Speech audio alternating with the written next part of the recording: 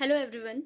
So this video is all about an important topic of molecular basis of inheritance which is structure of polypeptide chain जो कि page number 96 पे starting के 4-5 line तो generally सबको समझ में आ जाती है बट इसके बाद में जो प्रॉब्लम स्टार्ट होती है उस पर हम बात करेंगे। शुगर का स्ट्रक्चर ऐसे बनता है ओ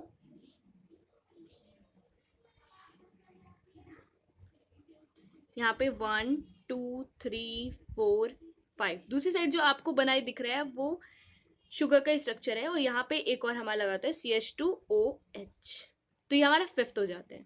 यहाँ पे हमारा नाइट्रोजन बेस लगा होता है जो कि होता है adenine guanine cytosine uracil thymine कुछ भी हो सकता है। इट डिपेंड ऑन हमारा यूरेसिल कब लगेगा जब RNA होगा। ओके तो ये हमारा था शुगर का स्ट्रक्चर जो कि अपोजिट में बिल्कुल क्लियर बना हुआ है। अब क्या मेन चीज़ है, अब हमें डिफरेंस पता करना है कि डिऑक्सी और राइबोस क्या होगा। जो हमारा राइबोस होगा, राइबोस के अंदर इसके दोनों साइड में OH लगे होंगे और वहीं अगर हमारा डिऑक्सी होगा तो डिऑक्सी में हमारा ये OH हट जाएगा। डिऑक्सी के अंदर हमारा एक OH हट जाता है, मतलब एक पे सिर्फ OH लगा होगा। सी या फिर ये वाला हटा देते हैं। ये हमारा है शुगर का स्ट्रक्चर। अब फॉस्फेट का स्ट्रक्चर क्या होता है वो देखते हैं। फॉस्फेट का स्ट्रक्चर होता है POH OH OH और डबल बॉन्ड O। ठीक है, अब हम लोग जो बात करने वाले हैं वो NCERT की लाइन पे बात करने वाले हैं। तो so you just need to open your books because book के बिना नहीं समझ में आएगा। सो मैं बात कर रही हूँ first second third fourth fifth sixth line से 7th लाइन से। इसमें लिखा है a nitrogenous base is linked to OH of 1C pentose sugar।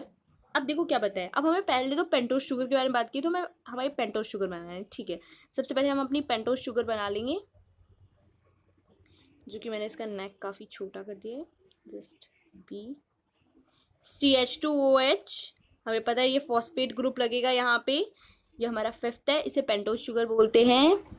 सब में हो गया है। यहाँ नाइट्रोजन बेस लगेगा, यहाँ पे OH लगेगा।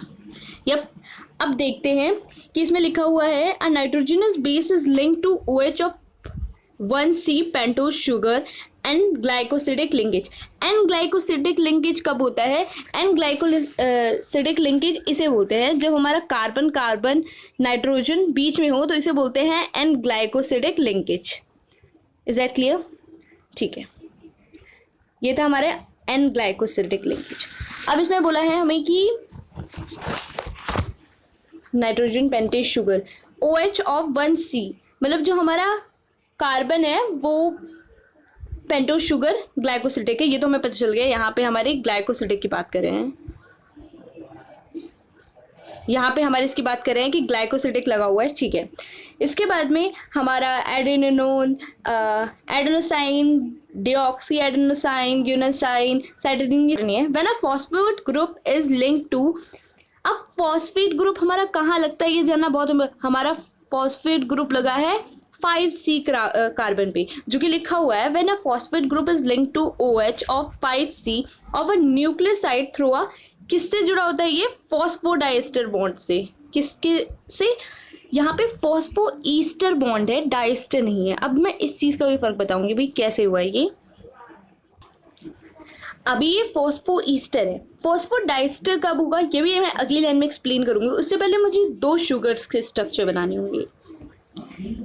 ये है अब हमारे दो शुगर्स का स्ट्रक्चर, पहला वाला, और यहाँ पे तो आपको पता है यहाँ लगेगा एन ग्लाइकोसिडिक बॉन्ड जो कि मैंने बताया था। इसके बाद में यहाँ पे जो हमारा ये इसके बीच में जो बॉन्ड लग रहा है इस बॉन्ड को बोलते हैं,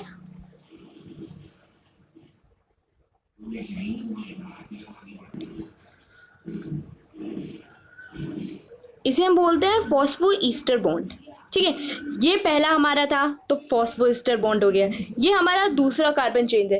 तो एक जो नेक्स्ट लाइन में बोला गया more nucleotide can be joined in such a manner to form a polypeptide, नहीं उससे पहले two nucleotide are linked to nucleotide, दो न्यूक्लियोटाइड एक दूसरे से ज्वाइंट है, ये देखो ये 3 से ज्वाइंट है, ये 5 से ज्वाइंट है, तो इसी की बात कर रहे हैं यहाँ पे कि लिंक्ड थ्रू 3,5 फॉस्फोडाइस्टर। फॉस्फोडाइस्टर अब यहाँ क्यों बोला गया है ये जानना हमारे लिए बहुत जरूरी है।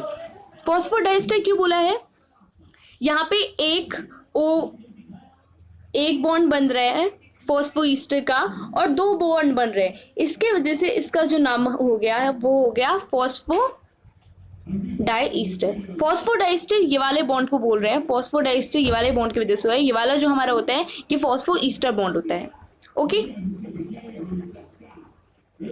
अब इसके अंदर में डाई न्यूक्लियोटाइड जो बोला है वो इन दोनों के बारे में बोला है, मतलब ये सिंगल न्यूक्लियोटाइड था, ये सिंगल न्यूक्लियोटाइड था, इन दोनों को मिलाया तो इन्हें बोलते हैं डाई न्यूक्लियोटाइड, जो किस लाइन में बोला गया है कि phosphodiester linkage to form a di nucleotide, more nucleotide can be joint in such a manner to form a poly. अब और अगर न्यूक्लियोटाइड इसमें जोड़ देंगे तो ये पॉलीन्यूक्लियोटाइड हो जाएगा। That's all. अब इसके अंदर जो हमारा नेक्स्ट है, a polymer thus formed has one end at free phosphomoiety at 5 end, या तो हमारा 5 एंड फ्री रो होगा या हमारा 3 एंड फ्री होगा जिससे कनेक्ट होगा, तो वही अगले पैराग्राफ में बोला गया है, which is referred to as 5 end of polypeptide chain. Similarly, at the other end of the polymer, the sugar has free OH, हमारा ये वाला फ्री होगा, group which is referred at 3 end of polypeptide chain. ठीक है, यही simple बात की है। The backbone of polynucleotide chain is formed. अब हमारी जो न्यूक्लियोटाइड पॉलीन्यूक्लियोटाइड की बैकबोन क्या है, सबसे पहले हमारे शुगर्स और फॉस्फेट, इसके वजह से हमारी बैकबोन है पॉलीन्यूक्लियोटाइड चेन की। The nitrogen base link to sugar moiety project from the backbone. अभी हमारे नाइट्रोजन बेस जो होते हैं वो शुगर से और फॉस्फेट से ज्वाइंटेड होते हैं। That's all. This topic is not so complicated, but अगर नहीं समझ में आता है तो दिक्कत होती है। अब मैं आपको पिरिमिडिन और प्यूराइन का स्ट्रक्चर बता देती हूँ, जो कि मैं आपको बहुत ज़्यादा ऐसे डीपली ऐसे ऊपर से बताती हूँ कि हमारा जो हेलिकल स्ट्रक्चर होता है उसमें एक तरफ हमारा प्यूरिन जुड़ा होता है, एक जगह पिरिमिडिन जुड़ा होता है, जो जुड़ा होता है, और ये एक साइलेंट फीचर का पॉइंट है, जो कि साइलेंट फीचर का थर्ड पॉइंट है, प्रोबेबली थर्ड पॉइंट है हमारा। हाँ, थर्ड पॉइंट है कि हमारे इन दोनों के बीच का जो डिस्टेंस होता है ना, ये जो डिस्टेंस है वो सेम है। यहाँ पे लिखा हुआ uniform distance between the 2 strands of the helix are sync. अरे भाई क्यों सेम होते हैं ये जानना बहुत जरूरी है। हमारे जो पिरिमिडिन होता है, प्यूरिन होता है, पिरिमिडिन होता है, जुड़े होते हैं, वो दोनों हमेशा ऐसे ही प्यूरिन और पिरिमिडिन जुड़े होते हैं। इसके वजह से हमारा स्ट्रक्चर होता है वो काफ़ी ज़्यादा स्टेबल होता है, उसके बीच की डिस्टेंस जो होती है वो स्टेबल होती है। सो ये रीज़न है, हमारे थर्ड पॉइंट को एक्सप्लेन किया है मैंने साइलेंट फीचर ऑफ डीएनए वाले में। अब मैं बता देती हूँ आपको प्यूमाइन का स्ट्रक्चर क्या होता है, प्यूराइन का स्ट्रक्चर। ठीक है, इसका स्ट्रक्चर होता है,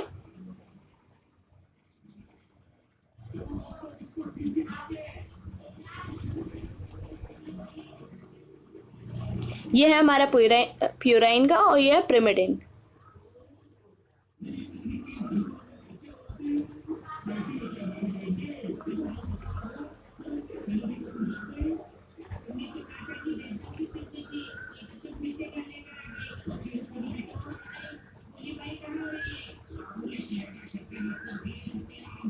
सिक्स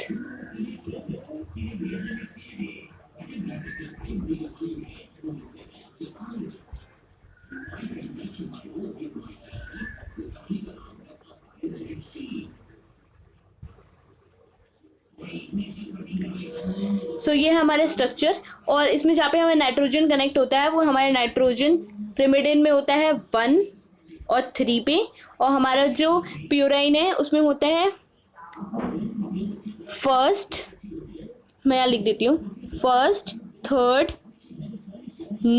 7 एंड 9 पे हमारा जो प्यूराइन है उसमें नाइट्रोजन बेस कनेक्ट होता है। बस that's all for the topic. I don't think anything else required for it. इसके अंदर 2 साइंटिस्ट के बारे में बताया गया कि डीएनए में जो एसिडिक सब्सटेंस होता है वो किसने बताया था, जो कि इंपॉर्टेंट है, फ्रेडरिच मिश्चर ने बताया था 1869 में, और उन्होंने उसका नाम क्या दिया था, न्यूक्लियन। इसके बाद में अगर पूछा जाए कि ये 3D हेलिक्स मॉडल आखिर दिया किसने है? तो वैसे तो हमारा वॉटसन और क्रिक ने दिया है, बट इसके पीछे दो साइंटिस्ट का हाथ था। एक तो चारगॉफ थे और दूसरे थे Maurice Wilkins and Rosalind Franklin. ये दोनों साइंटिस्ट का भी इसके पीछे हाथ था। अब क्या, चारगॉफ वाले को तो आपको पता है, उन्होंने A=T, A=G=C वाला दिया हुआ है। हमारे जो विल्सन एंड फ्रैंकलिन है, इन लोगों ने हमें मदद की थी कि एक्सरेज वगैरह से डिटरमाइन करा था, हॉलमार्क बताया था कि पॉलीपेप्टाइड चेन कैसे बनती है। इसमें जो फ्रैंकलिन थी ना, उनकी डेथ ड्यू टू कैंसर हो गई थी, बिकॉज वो एक्सरे के अंदर बहुत ज़्यादा काम करती थी। एंड जनरली हमें बहुत सारे साइंटिस्ट हैं जिनकी डेथ ड्यू टू एक्सरेज हो गई है, because they work under lot of X ray, और उसकी वजह से उन्हें कैंसर हो जाता था और उनकी डेथ हो जाती थी। So this is all about a quick recap of the topic, and thank you so much for watching this video. I hope so you like it.